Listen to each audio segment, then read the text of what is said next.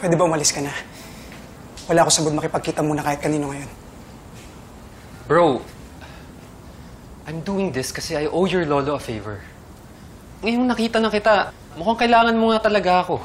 At huwag mo sasabihin magmumukmuk ka lang dito, ha? Ano bang pakialam mo? Bro, may pakialam mo kasi kaibigan kita.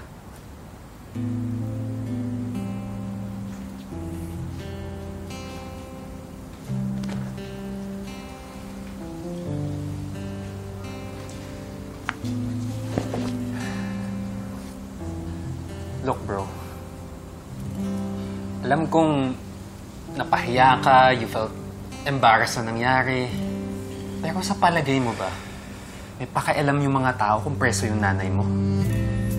Kasi at the end of the day, you're one of the coolest guys I know sa campus. Top-notch swimmer. Future Olympic gold medalist.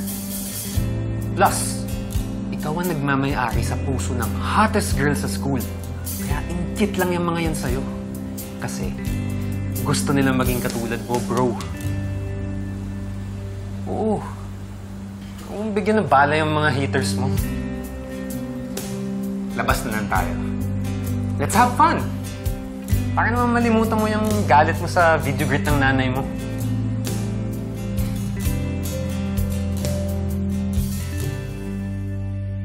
Han?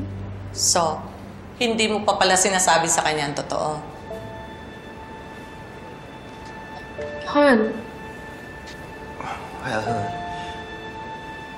malaki kasi yung kapital na kinailangan to start this business.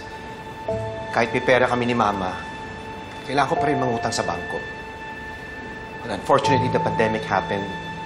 Of course, nag-struggle ang kumpanya. And we needed to stop operations.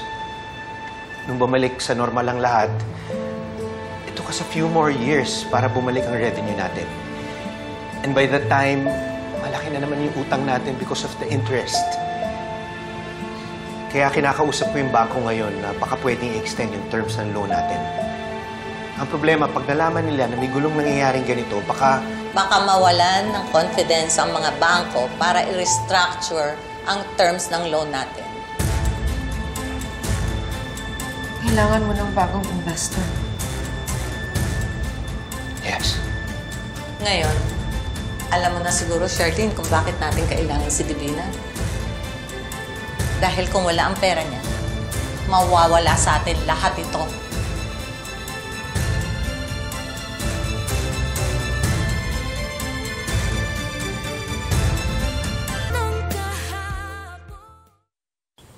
Nakakaawa din naman pala talaga itong si Lailani, no? Kaya nga po eh. Kasi kahit ilang taon na po siyang nakakulong, parang umaasa pa rin po siya na magkakaayos sila nung anak niya. Alam mo, ayan naman ang pinangahawakan ng lahat ng preso. Kaya nila natitiis sa loob.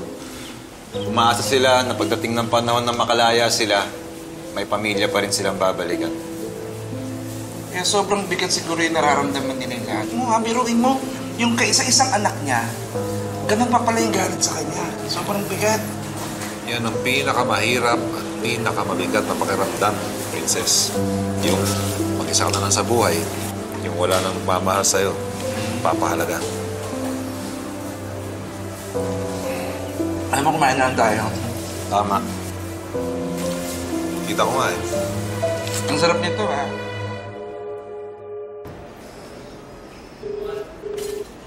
So ano? Okay na ba ang plano? Everything's perfect. Sigurado ka bang mag-work to? Sinabi ko naman sa'yo. Mas madaling manipulahin ang isang tao pag wala silang choice at desperado.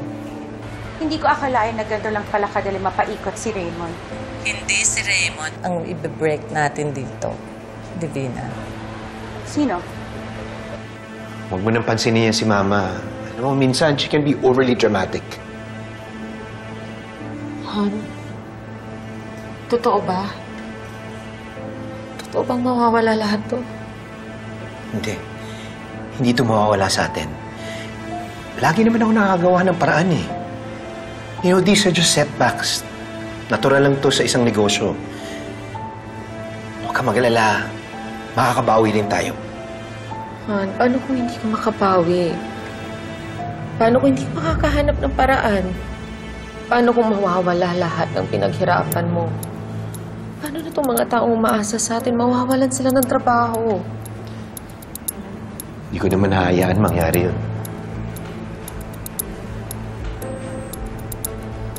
Kailangan mong tanggapin yung offer ni Divina. What? If she can save us, hayaan mo na maging partner mo si Divina sa company.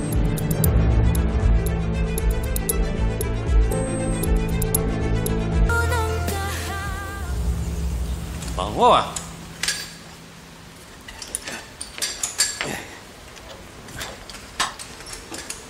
Nak!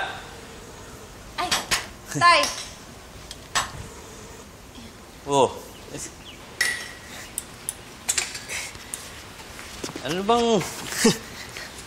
sabi mo nga. Ay, oh. Salamat na. Ano bang okasyon at niluto mo yung special mong adobo? Wala po tayo. Naisip ko lang po kayong paglutuan. Bakit? May problema ba? Problema po agad, Tay. Di po ba pwedeng naisip ko lang na na-appreciate ko na meron akong tatay katulad nyo? Ba't di mo na lang sabihin yung totoo? May nangyari ba? Tungkol ba yan kay Leilani?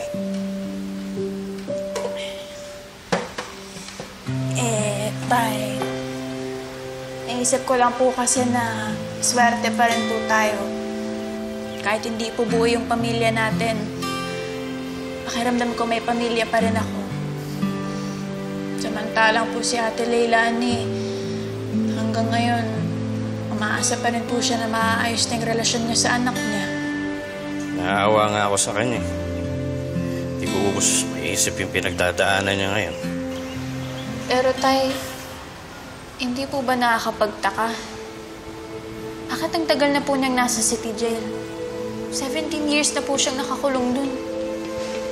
Oo nga, no? Dapat promulgation na yun, ha? Ano kaya nangyari sa kaso niya?